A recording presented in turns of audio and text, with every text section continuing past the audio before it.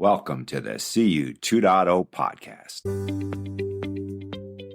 Hi, and welcome to the CU 2.0 podcast with big new ideas about credit unions and conversations about innovative technology with credit union and fintech leaders. This podcast is brought to you by Quillo, the real-time loan syndication network for credit unions, and by your host, longtime credit union and financial technology journalist Robert McGarvey. And now, the CU 2.0 podcast with Robert McGarvey. Credit union generation barrier. On the show today is Melissa Krut, VP of Success at Sogolytics, a Herndon, Virginia-based firm that focuses on data-driven analytics that answer questions such as how satisfied are credit union employees with their jobs, how satisfied are members, and a lot more. Krut is here to discuss Sogolytics' data-driven approach and also to elaborate on a recent Sogolytics report that documents the disconnect between younger millennials and Gen Z and credit unions. That's a disconnect that couldn't happen at a worse time for credit unions as their baby boomer base erodes in numbers. Here's one finding, and I quote, nearly half, 49% of Gen Z say they've heard of credit unions but don't understand how they work. Perceptions of being outdated persist. 17% view credit unions as for older people, while another 17% believe they are not modern enough. Ouch. There's a lot of data in the report, but Krut stresses the data also opens doors to better communicating to millennials and Gen Z. By no means is this a battle lost. Sogolytics offers plenty of pointers about what credit unions can do to better appeal to younger potential members. There's bad news here. Listen, my title is already VP of Success. Like, you've seen that. Like, it's really hard to top that. Like, I can't. I was actually planning to make fun of you for that, but I'll You drop should do it. You're very welcome. welcome. I'm totally ready for it. I made it up myself, right? So you're very welcome. No, titles. I'm an old guy. I remember when titles were straightforward. VP Public Affairs, VP Finance. Whatever. It said what you did, right? Yeah. They're much more imaginative now, and who am I to stand in the way of this generational thing? And that's partly what I want to talk to you about is the credit union generation barrier. I was reading over this document this morning, and this is kind of like a doomsday report for credit unions. I'm laughing. Oh no! But I'm saying, whoa, wow, guys. Boomers. I'm a boomer. Boomers are dying. So it's a CTA. Okay, good. Let's call it a call to action. Does that sound better? A rallying cry, if you will.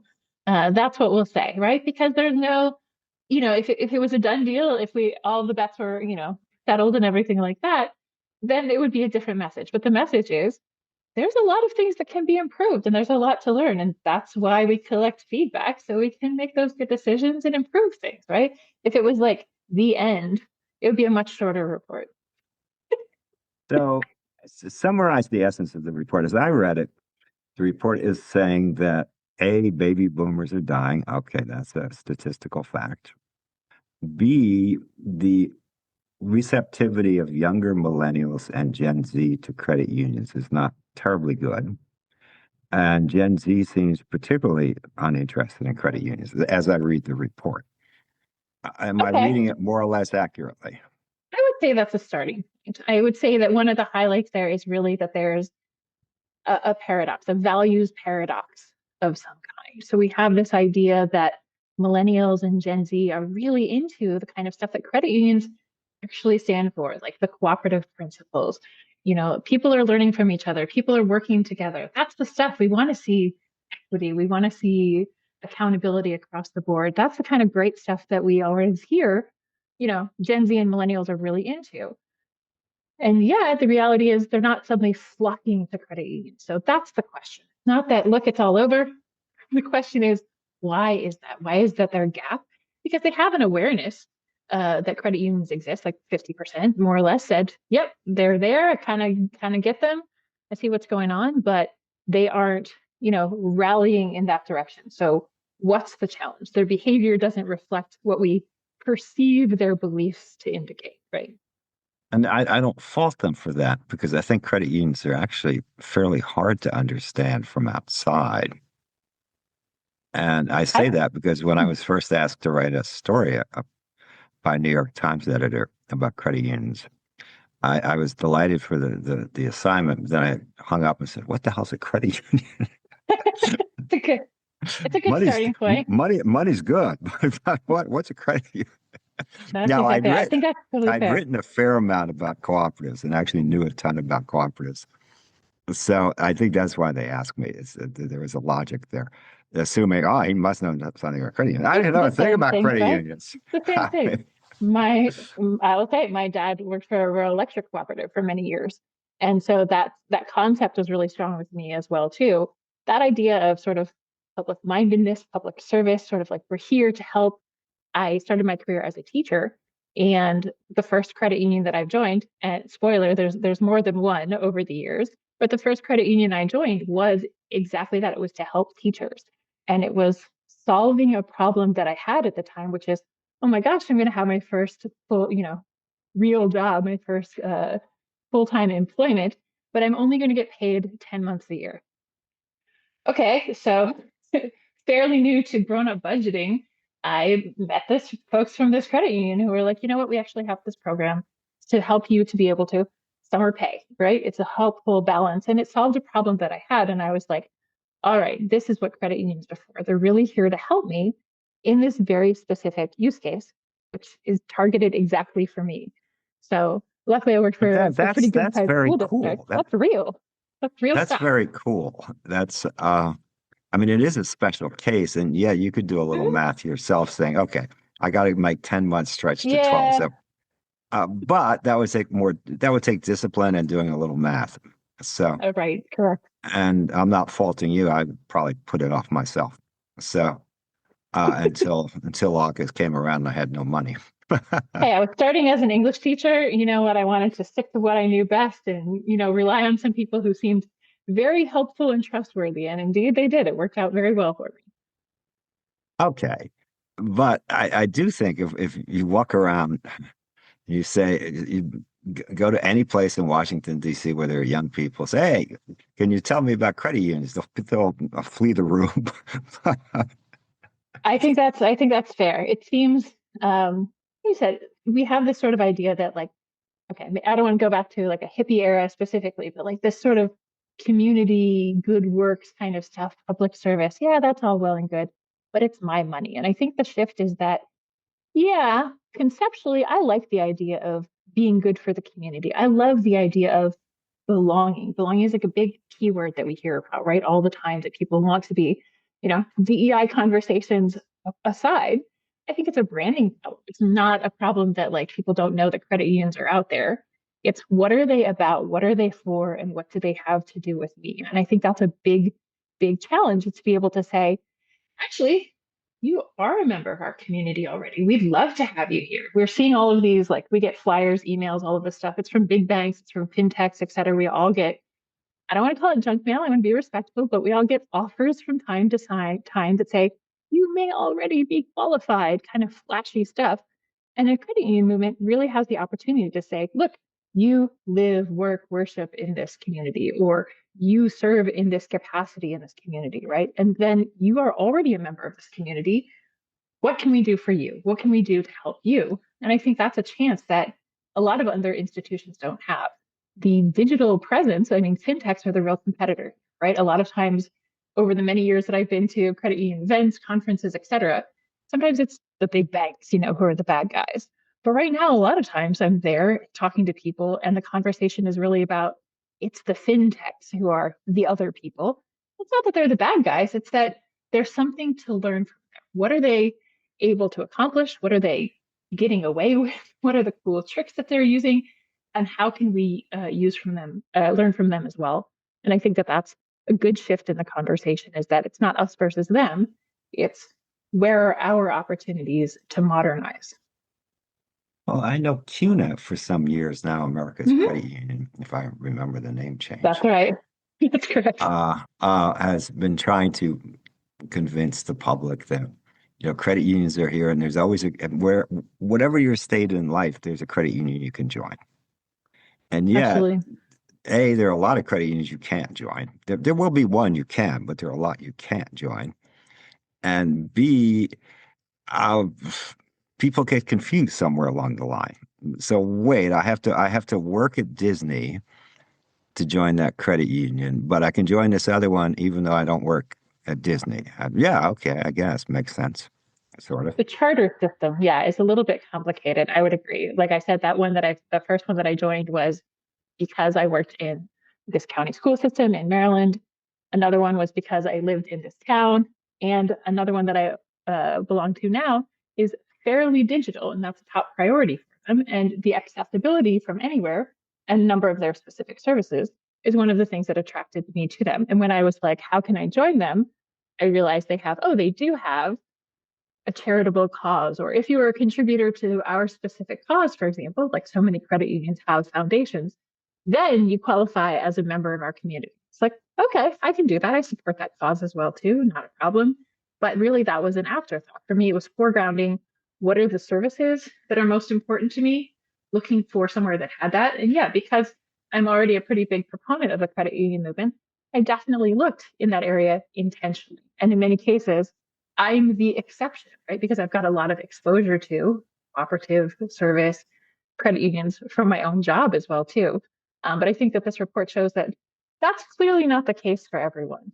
And folks who are shopping around are looking for a very, maybe not digital only, but often digital first experience.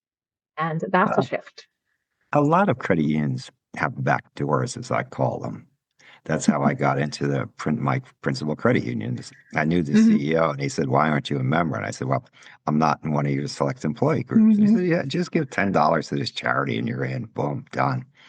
So I did it, and I've been with them for many years now. Perfectly, I'm happy. But that credit union, like most of the others, did not really flagrantly put on the front page, the landing page, backdoors to entry. Strange homepage messaging. I would totally agree. I think in some of them too, right? Like I'm talking about that teachers one, that was a main indicator. That was a main point of invitation. But we see a lot of credit unions that we work with as well too. One of the biggest things that they're coming to talk to us about is we have gone through some changes. We have to say, well, yeah, who hasn't, right? But a lot of times those changes that we see in the credit union movement are smaller credit unions merging, acquiring each other, coming together, we'll say, into these bigger amalgamations, or even just rebranding themselves to be more relevant or to be more inclusive of the full community. We see people who have, this used to be people who work in this company, but now it's bigger. So we need to rename.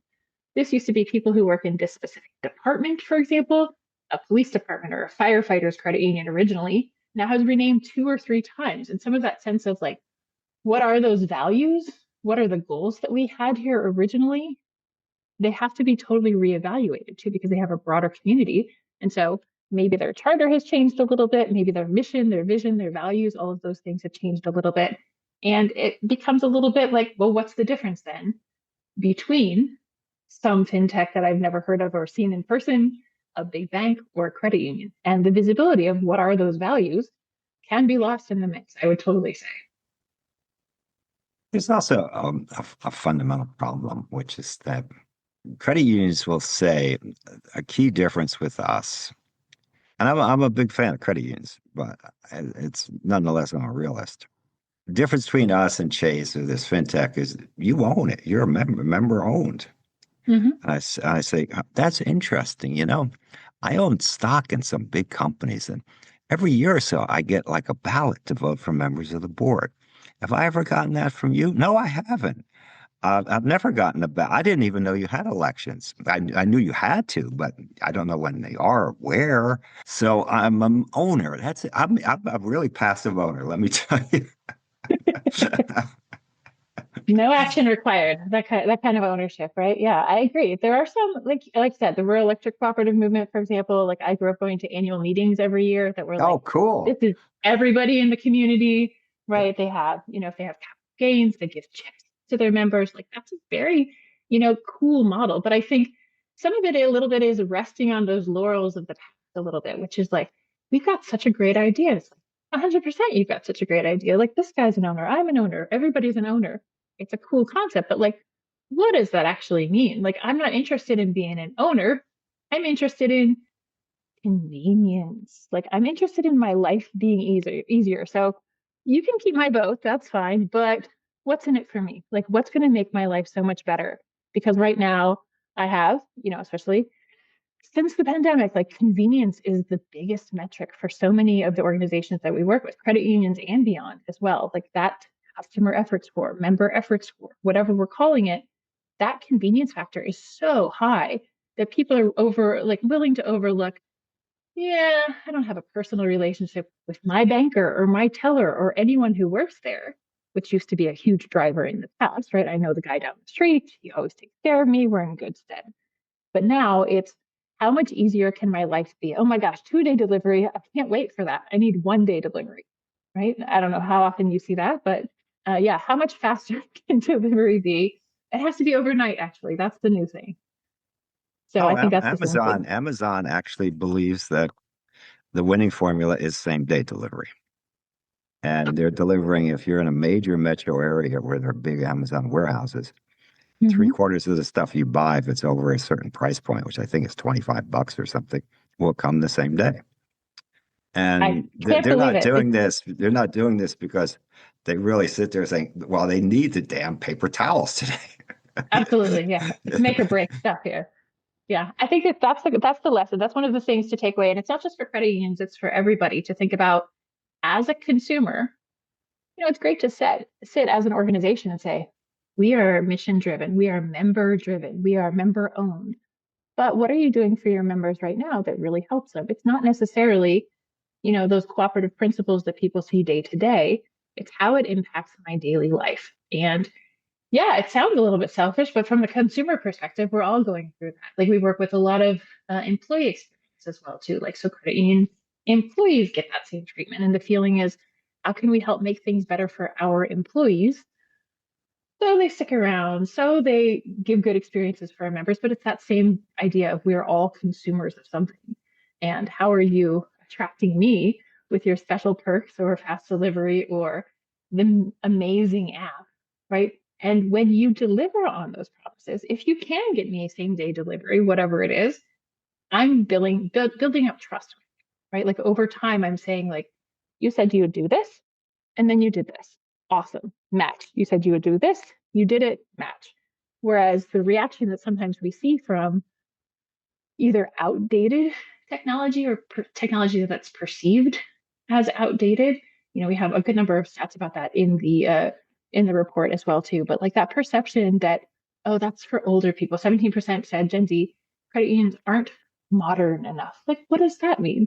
Well, I remember long ago when I was looking for colleges, okay, many, many years ago, if they didn't have a website, I wasn't interested.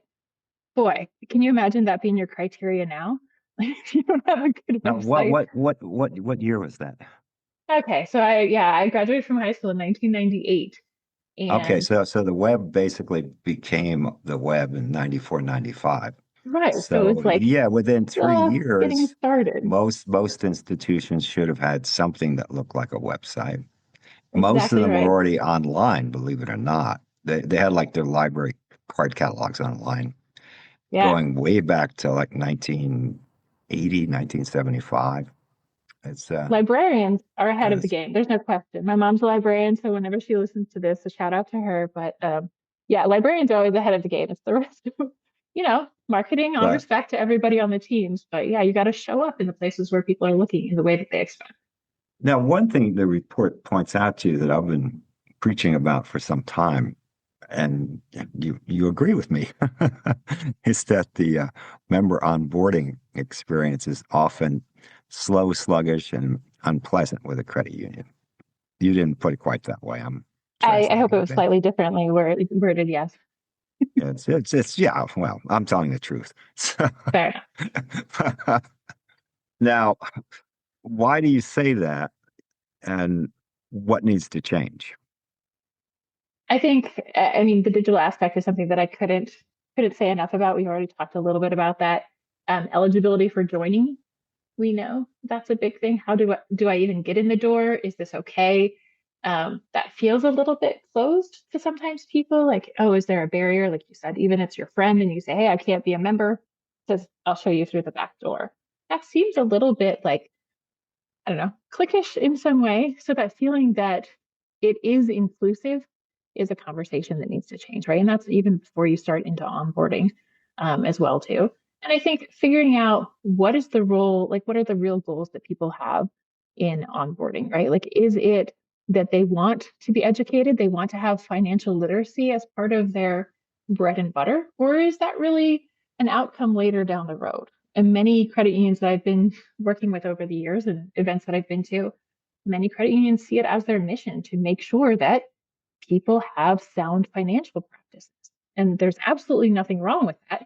But sometimes the timing of that conversation may not make as much sense. I don't want somebody to preach at me, look, this is what you should be doing. I want somebody to understand me, to learn from me, to hear from me, and then be able to help me craft like the right journey, the right experience that I have, because it might not be my top priority to save right away. This might be a secondary account, and maybe you need to be okay with being able to say like, let's build that relationship based on what people are looking for, and not what we assume that they should be looking for. Because that's a very, I don't say, paternalistic kind of way of looking at things sometimes. It's like, look, this is what we know that you need, even though we believe very strongly in all of these financial principles, just getting to understand what are you doing here in the first place? And I think that, I don't want to call it the lack of understanding, but that lack of personalization, lack of adaptability sometimes could be one of those concerns, I think, that leads to, okay, sluggish, but a little rough sort of onboarding to make sure that we're getting the right messaging to folks who are going to be receptive to it. I think that's a big piece. And you're making an interesting point, which I hadn't thought about before, which is, yeah, credit unions often are pretty paternalistic, if you will, about wanting to help the member do budgeting, whether the Mm-hmm. member wants to help or not. And I think that may go back to when credit unions had a SEG. The SEG was often a factory. Who in the factory knew anything about budgeting? Almost nobody. So whether they wanted help or not, they could profit from a little help here and there. Whereas as credit unions have more diverse membership, some of the people say, "I already don't bore me, man." Yeah, I know I'm going broke, but I could fix it if I wanted to, and I don't care. So it's so yeah, there's still that element of paternalism about, oh, let me teach you how to do budgeting. Yeah, I think if you opt into that, I think that's a challenge too. And we saw that that's when 85% said they would opt into a sort of youth-oriented account that was designed for Gen Z or millennials. And if you choose that path and you want to say like, look, here are my goals. Like every time you sign up for basically any tool that you use, whether it's SaaS or something else, or any service that you use, you're answering a question, which is basically, what are you doing here? Like, how can we help you? What project or what success, what goals, what measures are you looking to achieve? And if I start on your onboarding and you say, okay, Melissa, let's talk more about you. Well, I have plenty to say about me. That sort of hyper personalization starts there. And we see willingness of people who are engaged in a conversation about themselves, a willingness to share more than they have in the past. This is another weird paradox, right? Where people say, I'm very protective of my data security. And yet you get on with a chatbot, you get on an onboarding, and if people keep asking you questions about yourself, you're very likely to share that information in order to have a more personalized, customized experience. Security, data sharing, right? People are very interested in that personalization. So I think that idea, if you say, look, I'm just here to drop in some money and pick it up again really soon. What are the things that are the top priorities? Like, I just want low fees. I don't want to have to, I want to have fee forgiveness sometimes every once in a while, all of those kinds of things that people are looking for, finding that stuff out sooner rather than later, and having accounts that are really targeted for them. I think onboarding in general sometimes means if there's friction in the onboarding, it's because they're on the wrong path. Either they've started with the wrong products or services, or at some point down the way, they've taken a turn, whether it was intentionally on their part and they need little bit of nudging back, or the system that they're using for onboarding isn't allowing that level of flexibility, isn't giving the option. If you say, all right, are you here for A or B? And I'm actually here for C, that's disengaging. It's kind of the work that we do here a lot of times is designing questions to help people have better conversations. And the reality is, if you're not giving me my chosen answer option, I'm not really interested in talking to you anymore. Sorry. How about that relationship we have with technology? Now, let's switch gears a bit. And this Sure. is in the sweet spot of the company you work for. A lot of credit unions talk about, well, we beat the big banks, blah, blah, blah, on member experience. And I've always asked, well, how do you know you beat the big banks on member experience? They don't know. They just believe it. They don't have any benchmarking of how Chase members and customers view Chase, nor do they have any useful data about how their own members. But they just believe that we beat them because everyone likes to talk to teller Amy on Fridays. Okay, I haven't been in a branch of my credit union ever. It's, it's, I don't do that. It's online. So I don't know, Amy. So, but your company's about the data of measuring member experience, right? Mm-hmm. Absolutely. So, That's a huge part of what we do. so tell me A, about how you do it for credit unions, and B, how credit unions score. Right. Like it's a great question. So that idea of, I love your example of Amy because that is, again, the perception when I go to credit union events. I meet a lot of Amy's. They are very likable people, right? I meet a lot of people who are really proud of the people behind the credit union, the people on the front line, the people who are out in the community doing the cool things. And that is a huge plus. And there's certainly nothing to discount the Amy's of the world and the great work that they're doing. Hey, I'm But an like you old guy. said, I used to get a you paycheck every 2 weeks. You'd stand in a long line took in it a in branch, but everybody would have their favorite teller. So you kind of jostle a little exactly. bit. I mean, I remember those days. I'm not saying there was no, I'm not saying there Fair, was no logic to it, fair, but those fair. days, that was a long time ago. I agree. That was a long time ago. I was thinking about this in prepping for this conversation too. It's like, when is the last time that I interacted in person with? We do a lot of feedback surveys and various kinds of experience management programs for our clients. And I think one of the biggest changes that we've seen in those measures over the past, I've been here for over a dozen years, and we've really focused on credit unions for, I would say, about half of that time. It's been a big segment for us, a big focus area. And what we've seen in that time is that shift from that like once a year check-in, how's it going? How's everything? Anything that you wanted to tell us, it's like going to the dentist and you have to remember which tooth hurt sometime earlier in the year. Can't always remember that stuff off the top of the head, but at least once a year, you're doing that outreach. You show that you're listening. Satisfaction, that's great once a year. Maybe that's a satisfaction question. Maybe it's NPS. We want to see net promoter score, sure. But the switch that we've seen over time and how do we measure member experience is that we recognize member experience just doesn't happen once a year. It happens every day, every minute. Hey, I ordered that new debit card and it didn't come. Nobody's going to send me a survey to say, by the way, did your debit card not come? Nobody's going to call me up and be like, hey, just checking in, right? On any given day when any number of things could be happening. So what we've found is that people are more likely to be receptive to ongoing, kind of always listening, omni-channel type feedback. So that, yes, you can reach out to me and say, hey, how was that transaction? Did you get everything that you needed? Right? That can happen. I can go in for, maybe someday I will go in and make a deposit, right? Or maybe it's something that I did through a call center, having a problem and being able to check that out. So lots and lots of different kinds of touch points are coming in. I want to be able to hear from people at each of those moments and ask the questions that matter. I don't always want to ask NPS, even though that's a controversial thing I'm going to say here. Net promoter score is not the only metric that matters. Okay? Like, I'm sorry if that's going to be offensive to people, but it's a really important consideration because we have people who say, I need an NPS survey at this moment, and this moment. And the reality is, it's not always an appropriate moment to say, and by the way, how likely are you to recommend us? Right? It doesn't make sense in onboarding necessarily on your first day.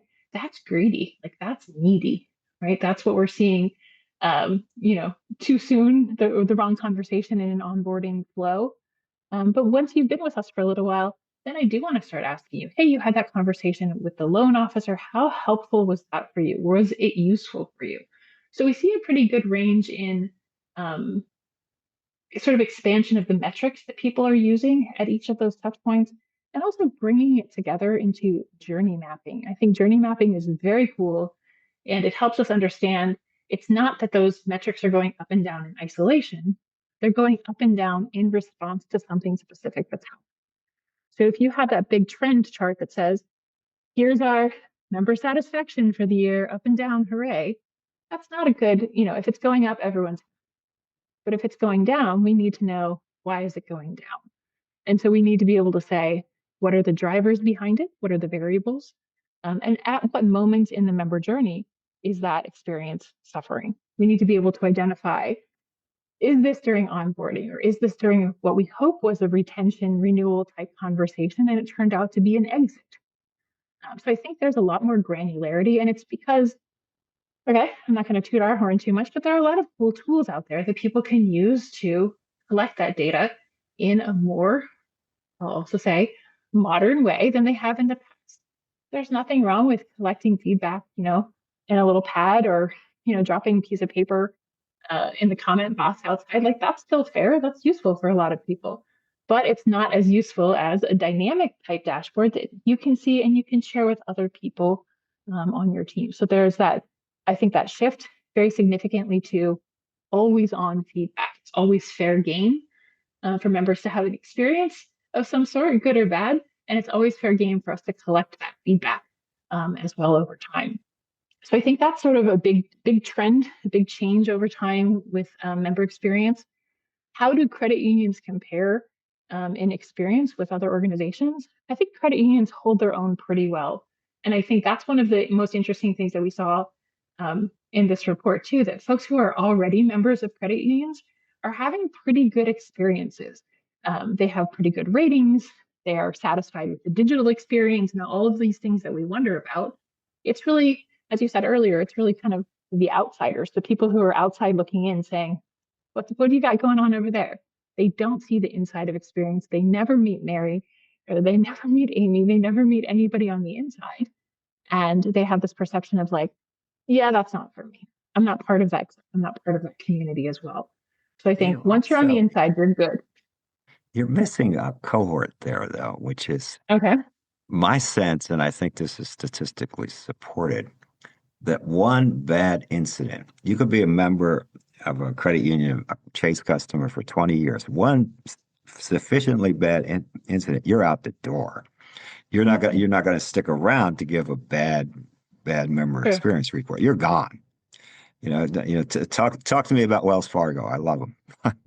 I don't have an account with Wells. Sad story. That is a sad But story. Yeah, that's true. so that whole group, the angry Mm-hmm. people, and I think this is particularly true in banking, which I include credit unions under that umbrella. Because I had one bad experience with Chase, and that was it. I was gone. Even though the branch manager did her damnedest, man, did she try for me. And I mean, she was a great soldier. I felt bad about closing the account, but it had to be done. It was a moral principle. Fair. You get one chance, you blow it, and boy, gone. So, so when a credit union gets a report, are they, particularly the first time, are they surprised? Do they say, geez, we thought we'd do better, or we thought we'd do worse? And what do they say?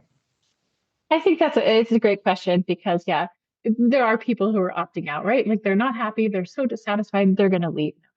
Like, that's something that we understand. I think, we see that in employee exit. We see that in customer exit.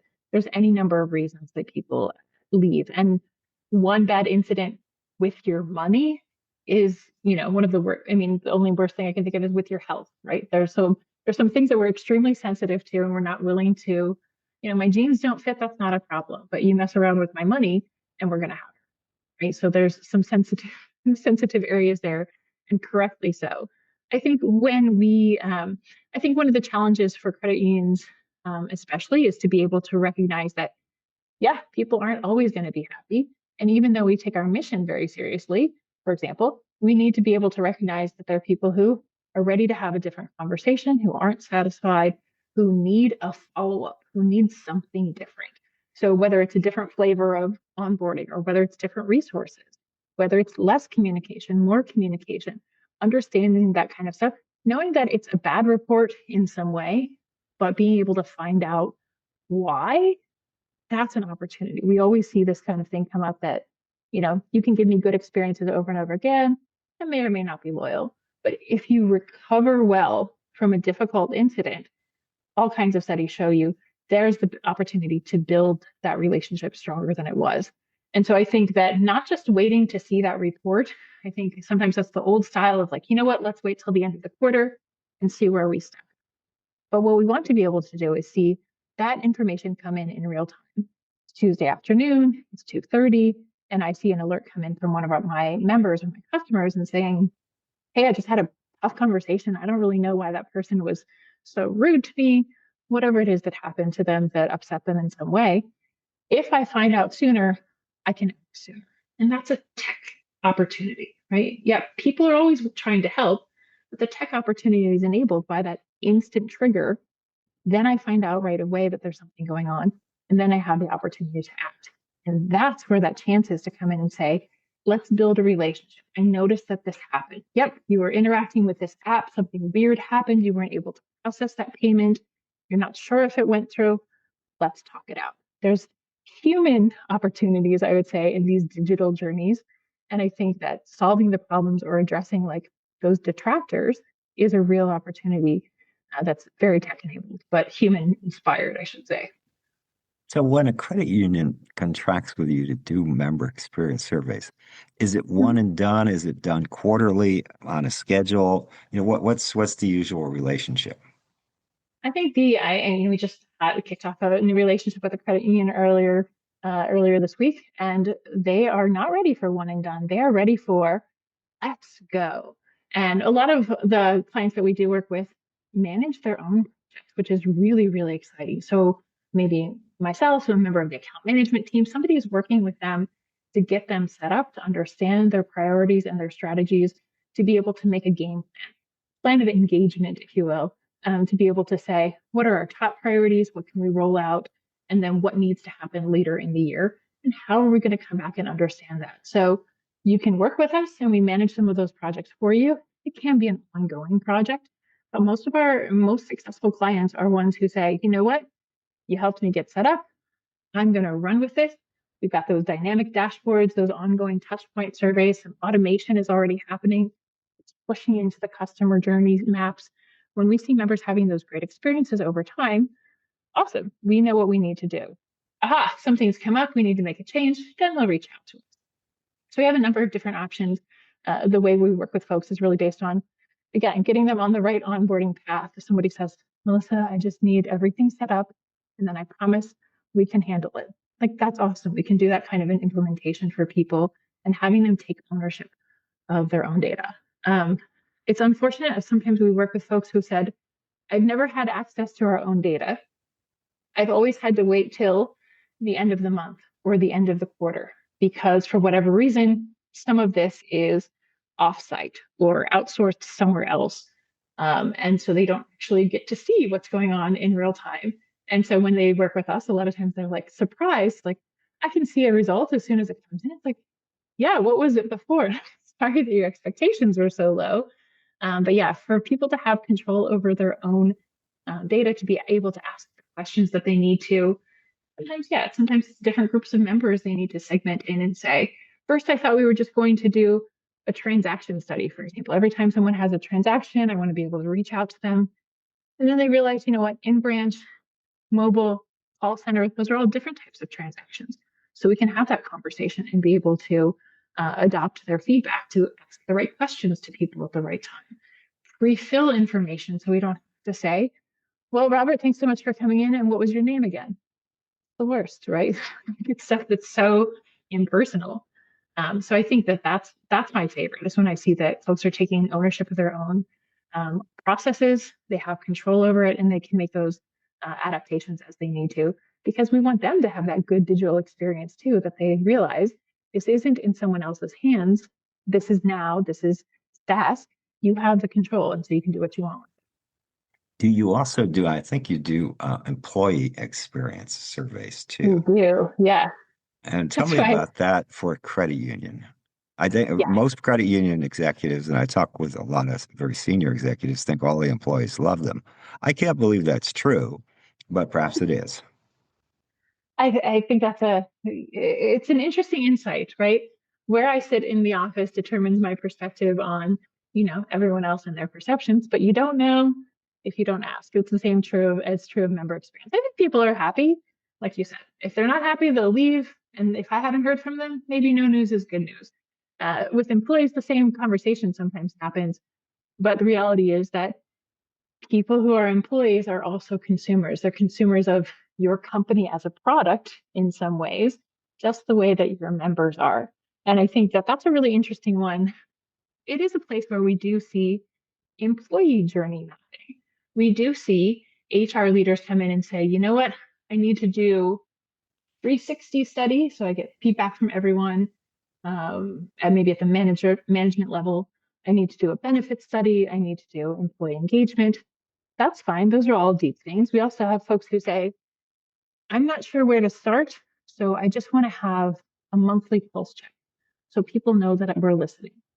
Wherever you start, if you're not ready to do employee journey mapping, that's okay, but start somewhere. Because if you use that same model of saying, once a year, I want to know what employees think, you find yourself sending reminders that say, look, you have a week left to tell us what you think, or else we have to say on the last day, this is the last day. If you have nothing to say, we have nothing to hear. So wrap it up. So that message, so for clarity, the messaging is really, really important. But for us, the work that we do, again, sometimes it's the employers doing the work themselves. That is a case where we'll more often get involved from a managed project type view, where we'll do the research, where we will reach out to your employees on your behalf. So instead of telling my manager what I think I'm telling this researcher, this team, so tell Melissa instead of telling your boss. And that's really been helpful for especially starting off those conversations for folks who are not ready to do something on an ongoing basis yet. They want to show that they're making the effort. They want to be ideally not just show they're making the effort, but really demonstrating that we're trying to build a culture of listening internally. You can't have a culture of listening only to your customers or only to your members and not be listening to your employees. Like that's a recipe for disaster. We're past the era of the customer is always right, but we're not necessarily in an era where the employee is always right either. There's a balance across the board there too. So I love doing those employee projects. It really surprises folks, as you said too. Like we're sometimes surprised by the results. It wasn't a credit union, but it's a common experience. I was presenting to a board once, and they were very surprised by how low their ENPS, that's Employee Net Promoter Score, which is how likely are you to recommend this employer to friend, family, colleague. And this board was very shocked by how low that number was. And I had to ask them, so by the way, would you all recommend working here to people in your network? They were like, oh, that's different. That's not different, I'm sorry to say. That's the same question you're asking everybody else. And so I think making sure you have the right metrics. I'm not a huge fan of ENPS, but employee satisfaction, employee engagement, for example, those are metrics that stand on their own and can be really useful when you're learning from people, especially over time and not just once a year. Well, my experience, which goes back a long time ago, is the only time the employer asks you about your experience was in the exit interview, which was a funny time to do that. And I don't remember ever being asked at any other time. And yet, you no doubt had opinions of your experiences all the way along, right? Oh, and I would express them too. Not really a problem there. I think it's a funny one. And that you bring up a really good point that I really think is super interesting about exit. It's the same for member exit and employee exit as well, too. By the time you're saying, hey, although it's too late, what could we have done differently? Why are you not having those? Sometimes we have these exit interviews. It's a really valuable conversation to have a stay interview. We see this in every sector, right? With credit union members. We see with parents who are opting their children out of a school district. We see it with employees who are ready to leave. Being able to say earlier in that conversation, hey, you've been with us for 2 years, actually. Why?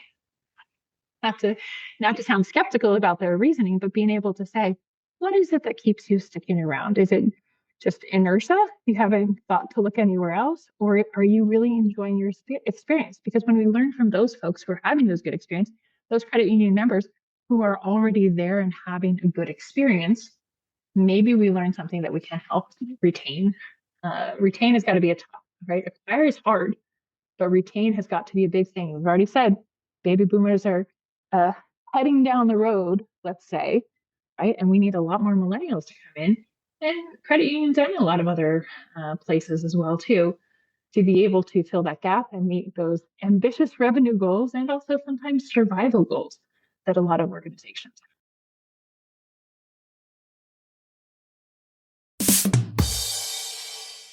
Before we go, think hard about how you can help support this podcast so we can do more interviews with more thoughtful leaders in the credit union world. What we're trying to figure out here in these podcasts is what's next for credit unions. What can they do to really, really, really make a difference in the financial scene? Can't all be mega banks, can it? It's my hope it won't all be mega banks. It'll always be a place for credit unions. That's what we're discussing here. So figure out how you can help. Get in touch with me. This is rjmcgarvey@gmail.com. Robert McGarvey, again, that's rjmcgarvey@gmail.com. Get in touch. We'll figure out a way that you can help. We need your support. We want your support. We thank you for your support.